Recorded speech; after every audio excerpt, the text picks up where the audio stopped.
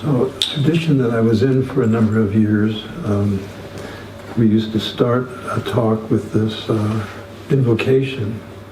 So I'll say it in Sanskrit and translate it as just short. Asatoma sadagamaya tamasoma jyotirgamaya mrityorma amrutam gamaya. So the meaning, the translation is lead us from reality, from unreality to reality, lead us from darkness to light, and lead us from mortality to immortality. And so maybe we could talk about some of the meaning of that. So lead us from reality, from unreality to reality. The world we live in, the world we've grown up, we've been accustomed to, what we call reality, from the point of view of someone who has reached another state of consciousness, is considered unreality. The world we live in is a world of duality, where everything is about duality. Everything, and we live in the future and in the past. We don't really fully live in the present. We're thinking about what we can accomplish, what we would like, and we see happiness as something to acquire by what we do and how we are, and it's something we can attain. If I have more money, if I have a wonderful person to live with, if I have a satisfying job, it depends on external circumstances for the most part.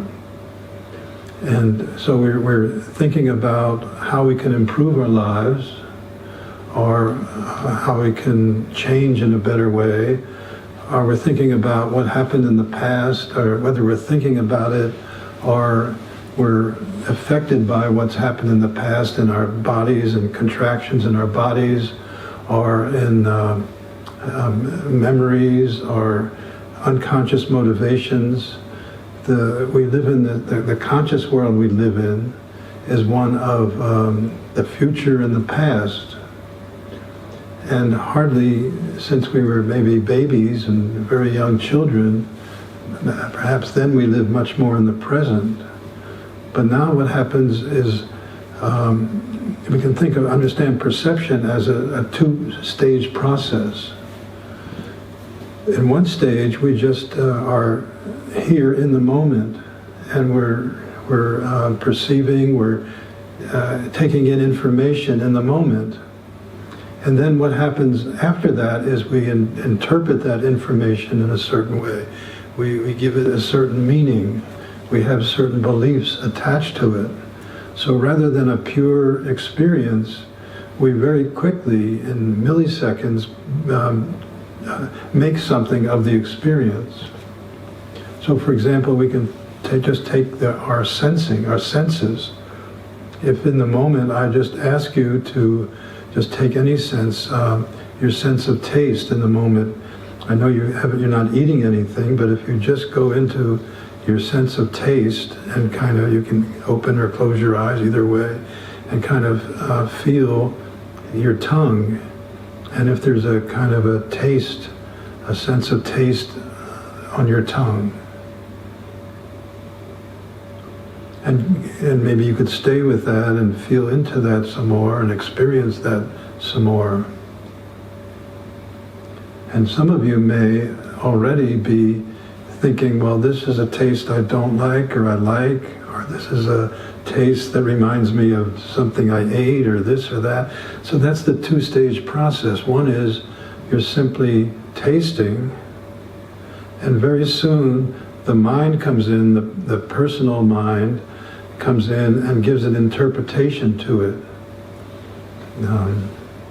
I wish I had taken a mint before, or whatever, does that seem true? That some kind of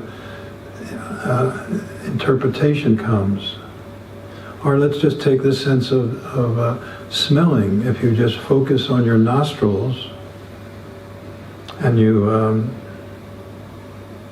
just breathe, but focus on the nostrils in the breathing, and just feel, is there any sense of smell? Just in the openness of breathing, we're always taking in information, although it may be unconscious for the most part. And as you explore your smell in the moment, you could explore it in a way that's simply smelling, or you could begin the secondary process of adding, oh, this smells good, or this doesn't smell so good, or there's a staleness in the air, there's a freshness, or you begin possibly to make interpretations and have beliefs about what you're smelling. And so this secondary process of beliefs turns things into good and bad. I like this smell, I don't like it, I'd like more of this, I'd like less of it. And this is how the individual self that we think of ourselves as, we each have grown up, have learned to think of ourselves as a separate person, a separate being here, and I have sovereignty over this self, and I can make decisions, but myself is limited to this person. So this is one aspect of this way of living in subject and objects. I'm the subject, and everything else in the world is an object for this subject to relate to. And some objects give me pleasure, and I like those objects. Some people, I'm speaking people as objects because they're separate.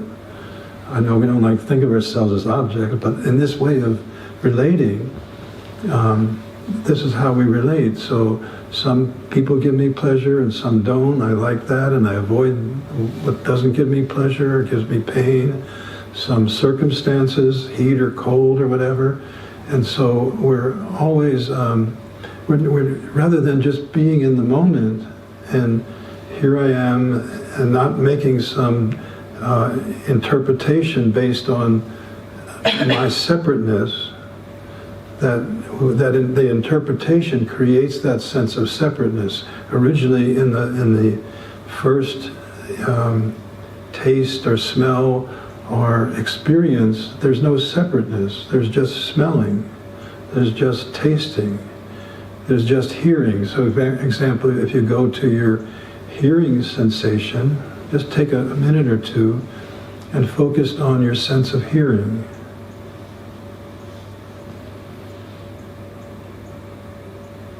Because we live in subject and object, our tendency is, first thing that we do is we think, we experience, oh, I'm hearing this.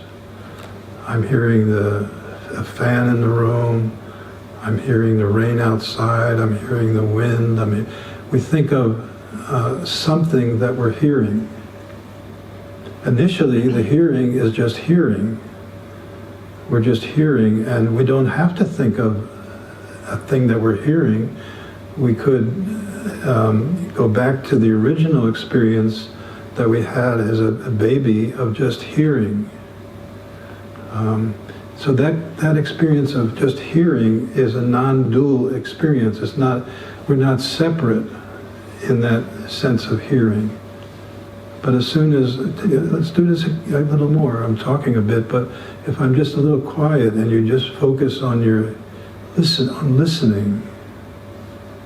Your ears are open, the ear canals are open, you're listening.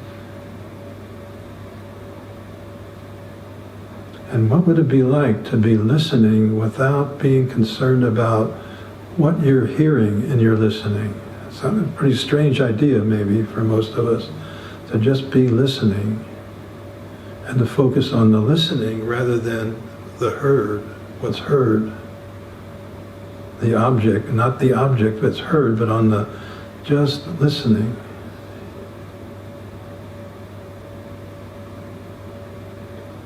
So listening is always occurring, it's always taking place in every now, all nows, there's listening.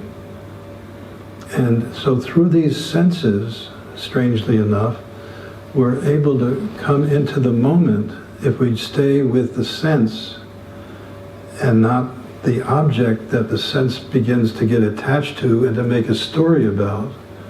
You know, oh, I'm hearing the rain. I wonder if it'll be raining more when I get home. You know, did I leave my car windows open? All these things that come in a series of melodramas within that we create based on what occurs here and now. What are the other senses that I'm tasting, listening, smelling, sight? When we look at things, we tend to reach out, and we're looking at objects all the time. We're seeing something out there that's separate from us. But sight too can be experienced as seeing without a concern, a strange kind of idea maybe, to look without the focus being taken by the object, but on looking as just looking, as what's it like to look without being interested in something that I'm looking at, or defining what I'm looking at, or having to call it a lamp, or a person, or a chair, or a light, or we put things into all these categories. That's a secondary process that happens after the looking. So another quality is kind of a proprioceptive sense of just sensing into the moment, kind of the feeling state of the moment, or what some psychologists have called the felt sense in the moment. If we kind of tune into the felt sense in the moment, the hippies would call it the vibe in the moment, and the psychologists would call it the felt sense. Kind of just tune into that, and kind of you have a feeling of the felt sense in the moment.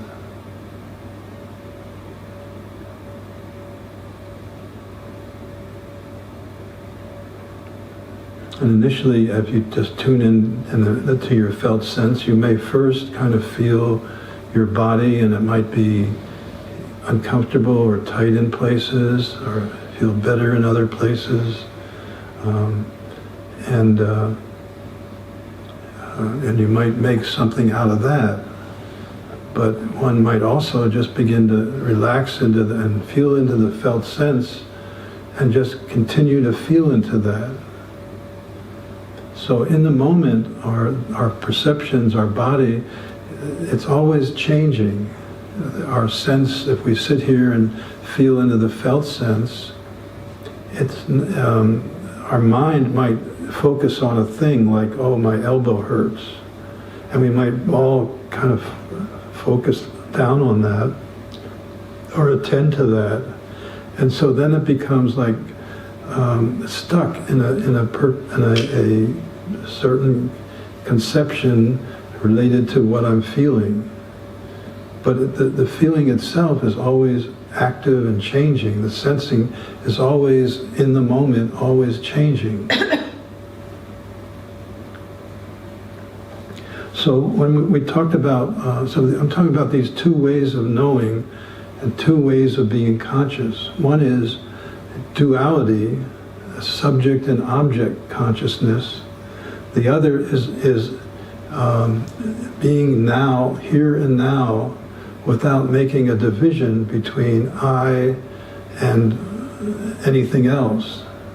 And that in the now, there isn't any division. It's only when this individual idea of ourselves gets established, comes forward, that there is a sense of separation and division. And so this first thing I said was lead us from the unreal to the real. So in this spiritual tradition, the everyday subject-object way of experiencing is considered to be not reality, but a sort of a hypnosis, an imagined reality that we share together. And our natural state is one, our real state, is our natural state, is one of just being open, living in the now, rather than in the past or future.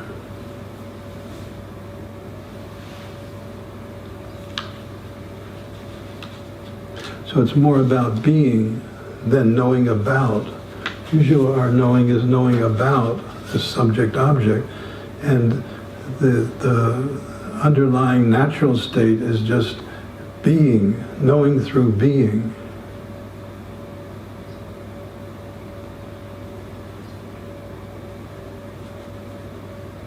So this sort of natural state, which is a state of oneness, a state of presence, is unknown to a lot of us, except in very rare occasions. And we think of this universal state as a kind of, we talk about it as a mystical state, as it's kind of a mystery. How do I, can one really, is it true that one can live or is naturally just in this state of being, rather than preoccupy with the future and the past, rather than learning through education and through parents and through growing up to think of ourselves as separate and to live in a world of subject and object. So that it's this other way of being is kind of thought of as a mystical state, as a mystery. It's like if in a civilization that is not an advanced civilization in terms of reading but living in nature, a civilization that's still living in nature, sees an airplane and they've never saw one before. It's like a mystical, how could this be? It's like something very mysterious and mystical and not natural. But we would know that this is, to us, this is just the most natural thing. Through engineering and science, we've been able to create this. And so to most of us, this other way of being, naturally living in the moment, is kind of mysterious and mystical. It's called a mystical state by many people. But it's really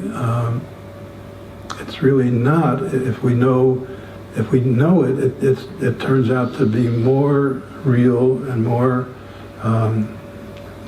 real than our ordinary state of consciousness.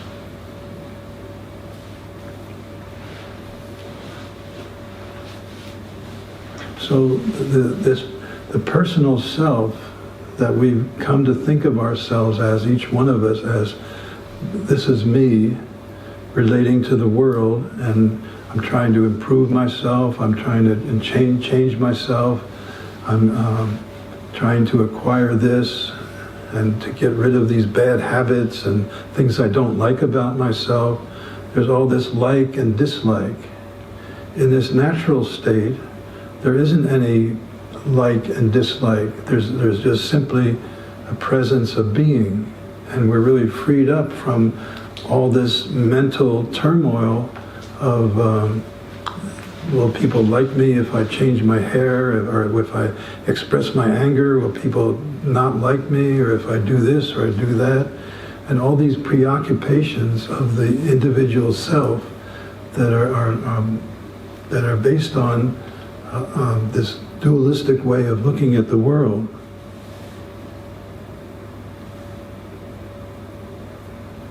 So the natural self, as I said, is always in the now. The now is always changing. It's like the flow of a river. The river is always flowing and changing. And the personal self wants to make things into something that's not changing, to turn it into a noun, to turn it into something that is static.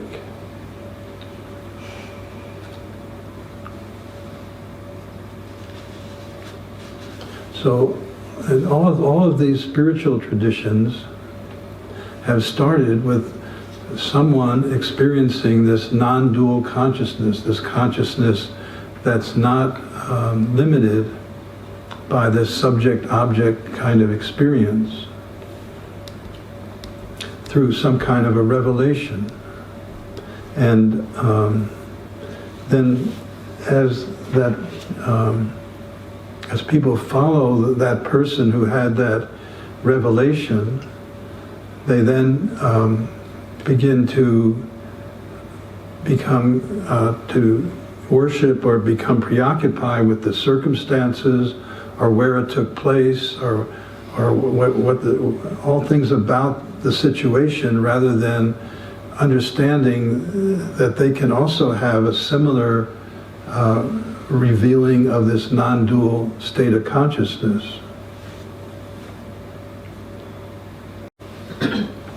And so people start to own that, and a religion starts to develop, and a priestly caste starts to develop, and to assert that they have the means to reach some higher state of awareness. And then it becomes a means of power and a way for people to earn a living through being a priestly caste, and people then rely on that. So in that way, religions become a cult. They become focused on a belief system rather than helping people to reach that state of consciousness that was originally offered by the person who had that state of consciousness. And we find, and so the different people who are followers begin to develop certain belief systems and certain beliefs that one is supposed to follow, and the religion becomes based on belief rather than on direct experience. And interestingly enough, the same thing is happening with psychedelics today. Just in the last couple of years, psychedelics can lead one to a direct experience of non-duality, a direct experience of our oneness with all of being. Oneness with nature, a sense of oneness with others, a sense of not being separate. And so what begins to happen is, and I'll read you a poem. I don't know if I read it before, if some of you have been here, a poem that I wrote that kind of reflects this this view of that this pure consciousness is something that's beyond definition. It's beyond words. The words that we use in our language are based on subject-object knowledge.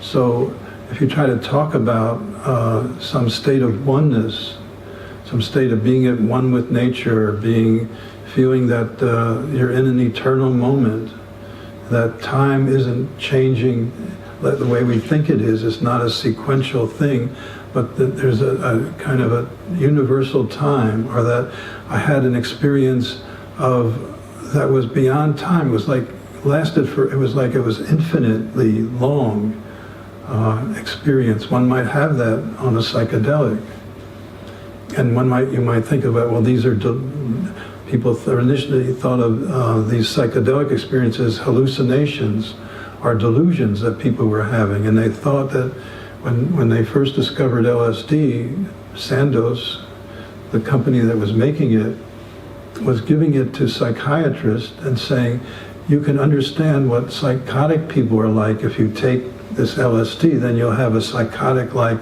experience. And they're freely distributing it to psychiatrists who wanted to use it for that purpose. But as more knowledge, as people began to experience LSD, began to take it themselves, began to discover this is not just a psychotic experience, it's more like these experiences of revelation, of experience of oneness with all being, and a transcendence of time. People who had cancer, for example, or who were in a study, this much later than when I was talking about, people who had last stage cancer were given LSD in a research study, and it wasn't to cure the cancer. They weren't expecting you're going to cure cancer with LSD, but it was to help them deal with the anxiety of facing death that they were having. And in most cases, the people who had taken the LSD reported that they were no longer afraid of death, that they experienced something beyond life and death in terms of the physical body, and they realized that they were more than just their physical body, and so their fear of death would melt away, their anxiety about dying would melt away. And you can see some of these videotapes of people who had these experiences talking about them. There was a program on 60 Minutes that was describing this, and people were talking about it. Or if you look on YouTube, you'll see some people who were actually in these studies, and what a transformation that was.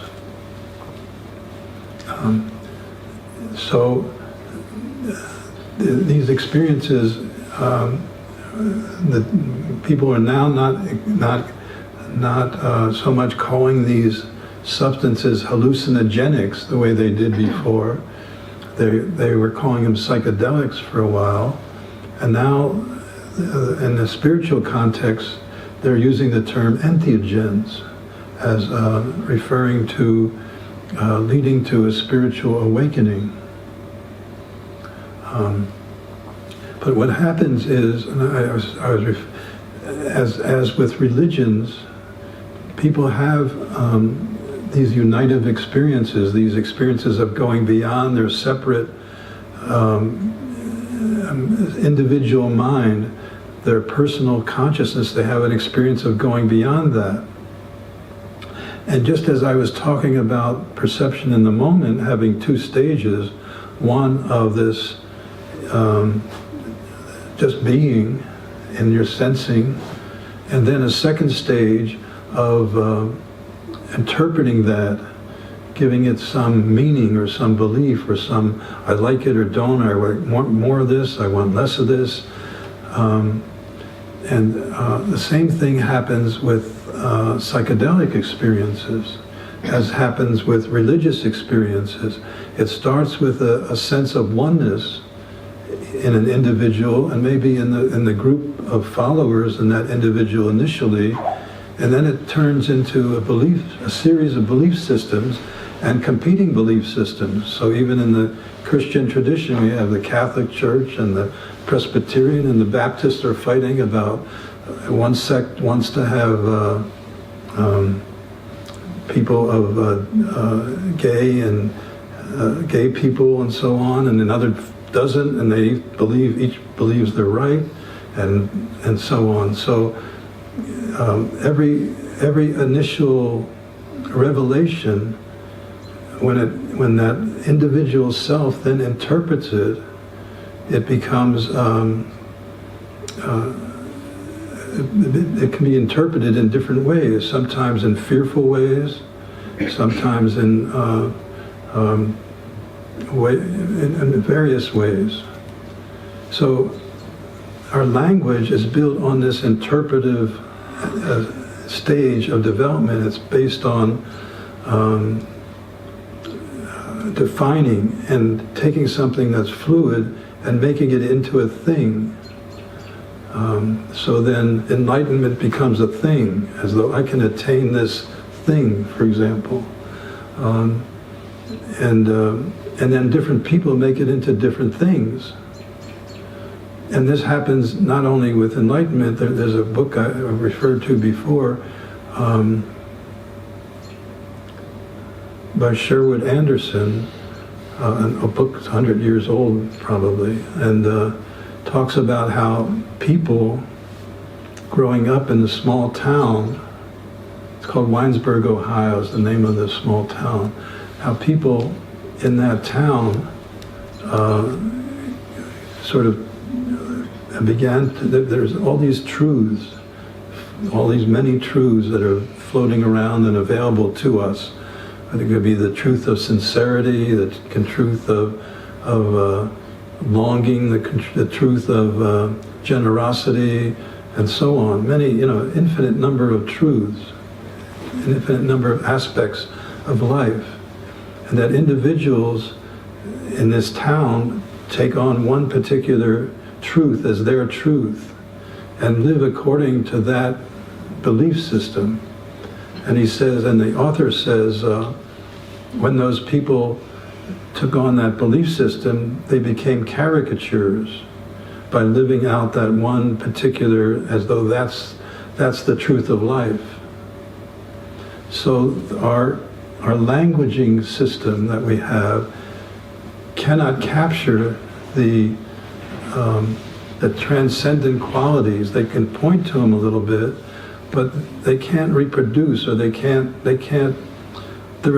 a whole different consciousness, our language system, than the actual experiences of oneness that come about through revelation, through meditation, or through psychedelics, or through some other process. The closest we can come to it, perhaps, is through what's maybe called mythopoetic language, through poetry, through mythology, is more suggestive of those actual experiences.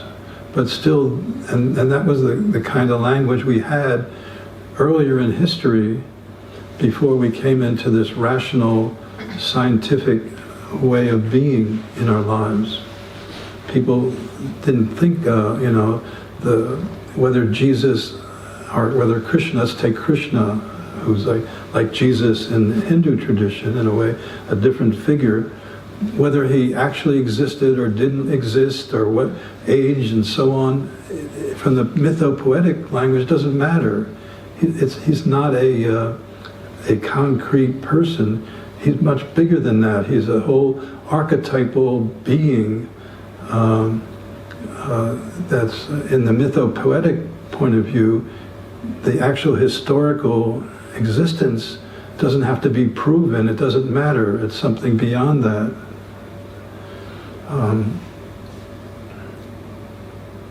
So I'm talking about language, and how the mythopoetic language allows a greater capacity to have a sense of our non-separateness, of our unity, but it's a unity in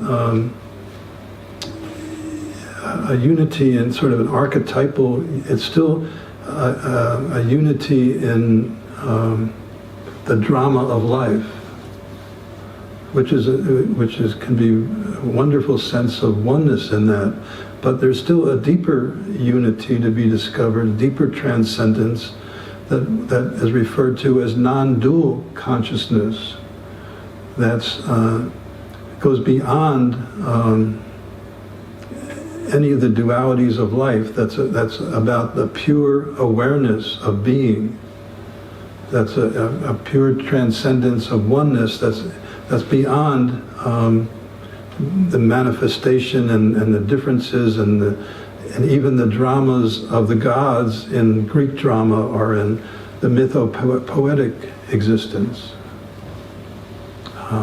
So I wrote a poem kind of reflecting at that, my understanding of that at the time, and so I'll just read that. Who am I? I'm a stream unbounded by laws and conventions. I'm the nourishing nectar flowing through apparent boundaries, solidifying around me. I'm the nourishing nectar flowing through apparent boundaries, solidifying around me. Who am I? I'm a stream unbounded. I'm uncertainty, the unknown. I'm always showing up, free from being and becoming. from been and becoming, been and becoming. Unpredicted, unrehearsed, discovered now. I'm free, no one can possess me. All attempts to define and confine me stumble and collapse upon themselves. And this is what we're doing. We're always trying to define and confine that which is transcendent and beyond can't be confined.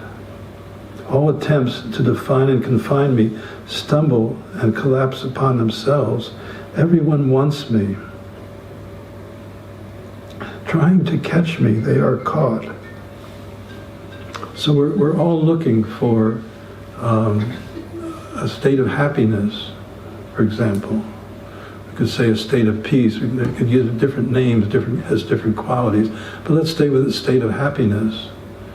And any attempt to capture that happiness, to make it ours as though it's something to be gotten, is bound to, it captures us. Instead of capturing the happiness, we're captured by our struggling to reach for something that we think is our ideal.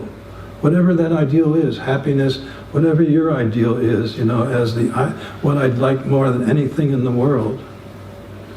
We think it's separate from us and it's something to be acquired. And by trying to acquire it, we're caught by that. Now, this other view is, this non-dual view, is that there's actually anything you try to acquire is taking you away from being here, from what's already here. And what's already here is so much more than anything you can imagine that you could get. So what's already here is happiness. Now, maybe that's nice to say that, but what do I mean? How can I say that? What's already here is contentment, is fulfillment, is joy, is peace. And so by looking for something outside, we never look back. We don't get the chance to delve deeply into what's here. We're so busy making it hard for ourselves, struggling to get this and wanting that, and disappointed in this drama that we create, that we never explore what's here. So I'm saying what's here is happiness, is fulfillment, and so on. And so that can be another belief system.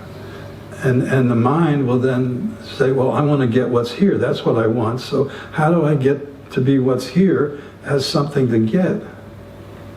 And so it's always lost in that way. In Zen practice, one of the practices in Zen is to give someone a koan. That's like a mysterious question, like a question that's very difficult to answer, like what's the sound of one hand clapping? And the student is given that sound, that koan, and told to sit and resolve that, and answer that question. A student goes back and sits for a month and comes back to the teacher and comes up with some answer. And the teacher said, no, that's not the answer. And keeps going back and trying to figure it out, and comes back until the student is so frustrated, he yells at the teacher or something, or he just, gives up. He's so despondent. And then the teacher says, yeah, okay, now you understand. It's not something you can figure out. It's something that happens when all your attempts to get the answer are frustrated, and you give up, and you just naturally surrender because you don't know what else to do. Then the openness to what's here comes to you because you're not trying to get somewhere. So the personality that we are is always trying to get somewhere. And so I'm telling you, well, there's another way that you can be free of that. Now, let's not be satisfied. That's just another belief. Now another guy is coming and telling you this is the way to do it, or this is what you do, and that's not going to, another belief isn't going to satisfy any of us, no matter what it is, to live in beliefs. So the question is, how do we, can we have the experience? Now, traditionally, when people are studying meditation, remind me, I want to come back to psychedelics and this, what's happening. When people are studying meditation, it's thought that the first long stage has to be learning how to take your mind from being taken by all these desires and thoughts and the whole stream of thinking that goes on, and worrying and trying to get rid of this, or wishing I wasn't this way, I wish I had a smaller nose, or I was taller, or this or that.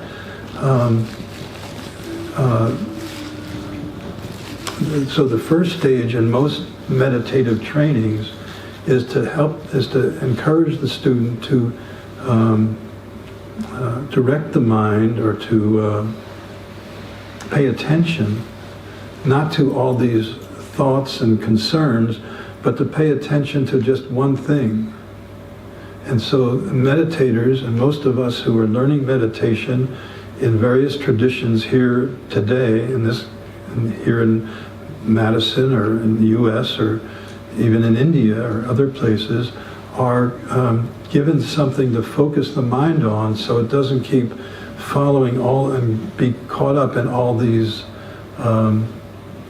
preoccupations that are just all over the place.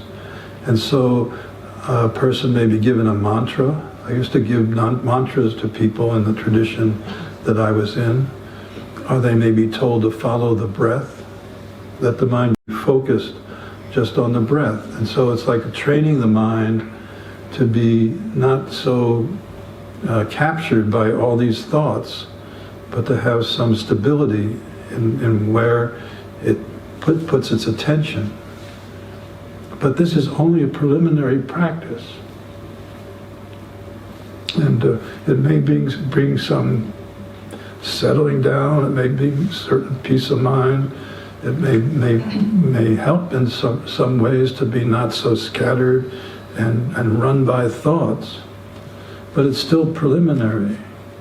And some people never, in this lifetime, never get beyond that, or never are taught anything exists beyond that.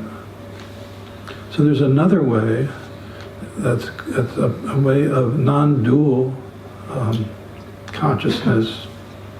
That's a way of not choosing to focus the mind. Usually, most traditions think you have to do the first step for a long time, many years, before you're ready for the next step. Whether this is true, I don't know. But my sense is that it may not be necessary to do all that focusing of the mind before you're ready for this more open awareness. The open awareness is another way of kind of following what I started to talk about before, which is using the senses, for example. The first time I went to find a teacher from the East, the first meditation I was taught was about listening. But I couldn't appreciate it at that time. It took me years, many years, to come back to understand what was being offered. So this teacher was teaching about listening, and listening to the space between the sounds. I just read something from Mozart had said just this past week that the music is not in the sounds, it's in the space between them. I was really struck by that. You're shaking your head. That's familiar to you? Yeah, I think I can agree with that. So I'm talking about this other way, which is not to meditate or focus on the breath or on a mantra or on, not to give it a focus, but to have more like an open focus, and the senses can be used as because the senses are always in the moment. They can be used as a means to come into this non-dual awareness, especially when you can learn not to focus on what's sensed, but on the sensing process, which is as an opening, it's an ongoing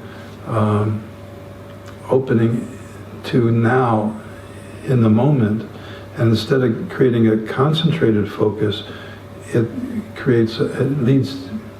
I want to say it leads to, because leads to is what the mind is going to say, oh, I want to get to that. So I don't like to use that language, but at the same time it's true that in that non-seeking and just being in the moment without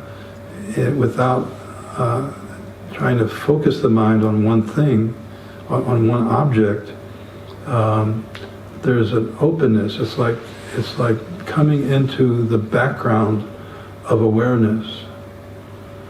Like a fish is in the water all the time, but it doesn't realize it's gone and it's getting its food and doing whatever it does, but it doesn't realize it's in the water. It doesn't have that sort of sense of the background, if I can call it that it lives in.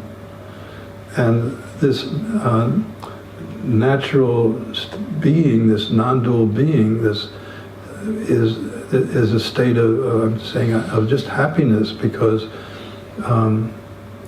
that's our true nature, is this joy and happiness. And what happens is that we take that pure happiness or pure joy, and we begin to connect it with things in the world. It's like we package it. It's like, oh, this fancy new red car that's electric new car is what I want, and then I'll be happy.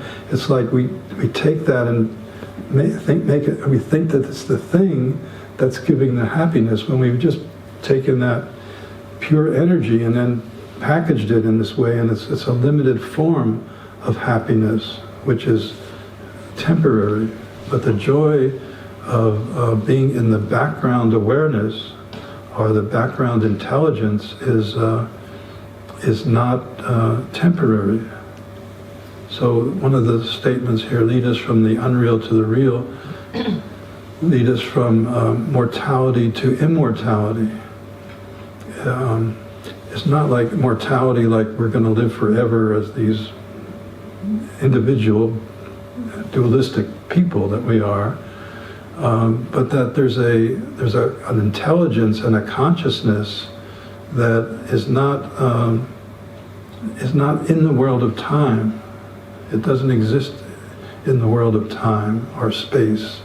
It's a background that's more transcendent than all of that. And this non-dual way of understanding is that it's not something that's different to us than us to be acquired. It's just who we are. If we would stop looking for this and that and just come back to listening to who we are now, we would discover that we would discover ourselves as that consciousness that is transcendent of time and our individual bodies. So let me come back. I wanted to finish this part about psychedelics, because psychedelics temporarily give us an awareness of that transcendent, non-dual being that we are.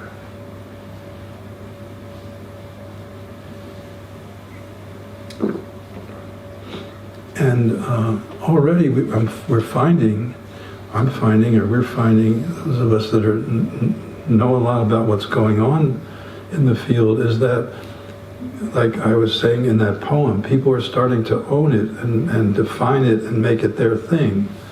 So, you know, first there were the hippies and Timothy Leary who were talking about sort of giving up our identification with our ordinary go to work, you know, don't be too erotic, and you know, our sort of limited 1960s, 50s way of being, which was pretty contracted in many ways.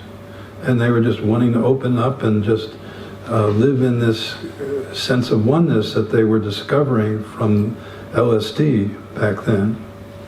And it was too much it was too challenging for the world at that time. It was too challenging for the people who wanted to have their businesses running and didn't realize they could make a lot of money off the hippies and their dyes or whatever. But beyond that joke, it was too challenging for the people who were used to businesses and things running a certain way, and a certain economic system and certain religious system and political system. And so they came down really strongly on those people with that understanding of what psychedelic experiences can lead to as a way of life. And then psychedelics went underground. And now there's been a revision in the last 10 years or so, where some people said, well, maybe if we approach it in a medical way, these substances like psilocybin as a way to help people who are having emotional problems, who are categorized in the DSM whatever number, the categories that are used for, this person is depressed, this person has manic depression, this person's borderline, this person has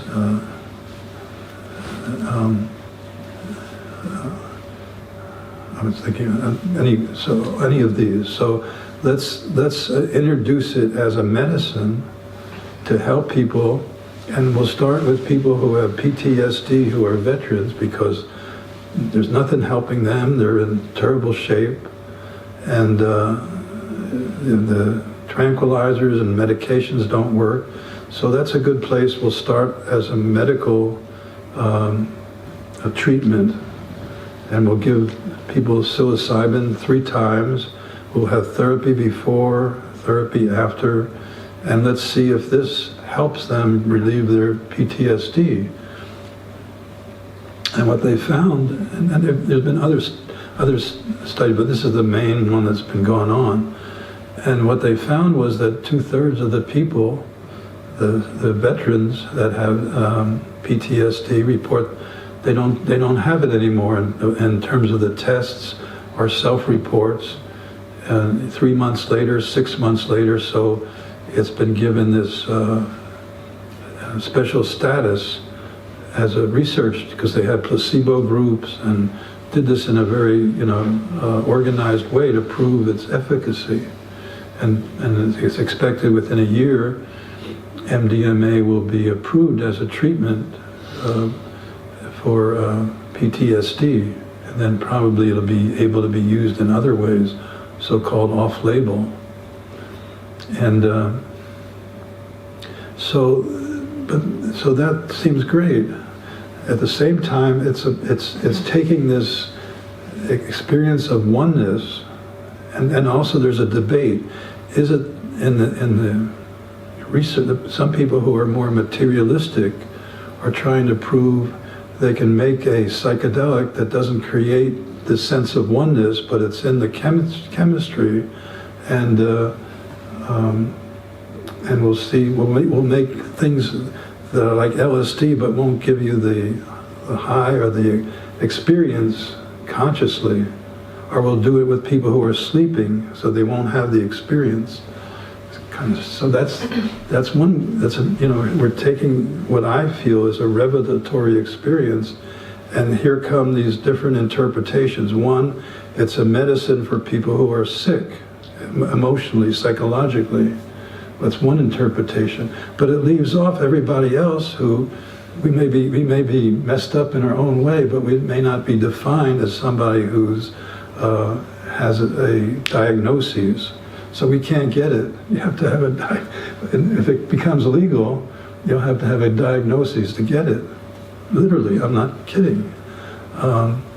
You have to say you're depressed, or you have anxiety or something, or you won't be able to get it from in an approved legal setting. I think that's the case.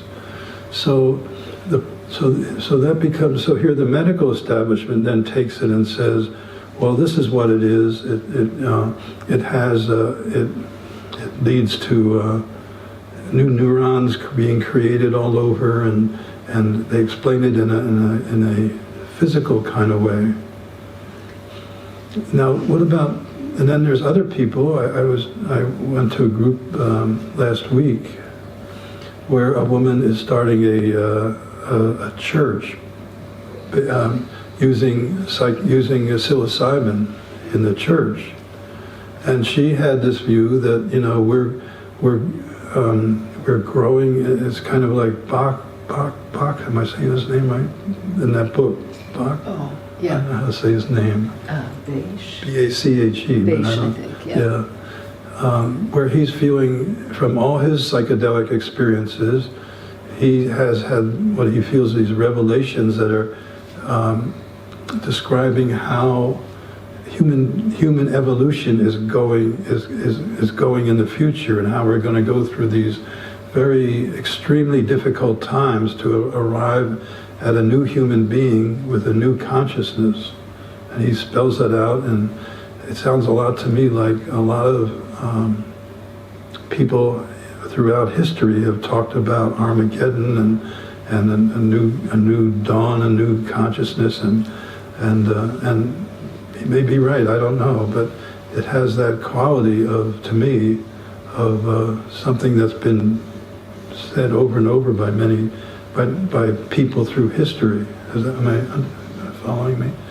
So this woman who was starting this psychedelic church, she was convinced that this is going to, really, by having his church, it's going to really transform people, and we're going to create a new consciousness, and this is what we need in this terrible time of crises that we're going through. So that's her take on it, and now she's the priestess in this church. And whether it'll be, a free and open exploration, or whether there'll be belief systems, and like there is with all different religions, I don't know what. And then there's another group that want to own this revelation experience, and they're trying to come up with new compounds that they can patent. Make a little change in the LSD or the psilocybin, and then we'll own the patent, and ours will be better. And so there's all these startup companies. I mean, literally, people are investing millions of dollars in startup companies that are trying to do this. And just in the last few years, it's just amazing how now people are jumping on the bandwagon, so to speak, and having their own, trying to own this thing that I'm describing in this poem that is beyond owning. It can't be owned, just like we took the land here in this country. We came to this country where nobody owned the land as far as I know. I don't know if even tribes own the land. And then we split it up into ownership. So we're doing this with this, to me, revelatory substances that can create, can lead us to this sense of non-dual being, at least temporary. And then we won't have time to talk about it today, but then the question is, if we do have those experiences, how can we continue them in our everyday life without making them into a thing? But how can we be open? I think the real question of spiritual intelligence is learning to let go of what we're making out of something and to learn how to be open to the ever-changing now, without making it into something now that we can sort of grab onto and hold on to and then lose the experience of now.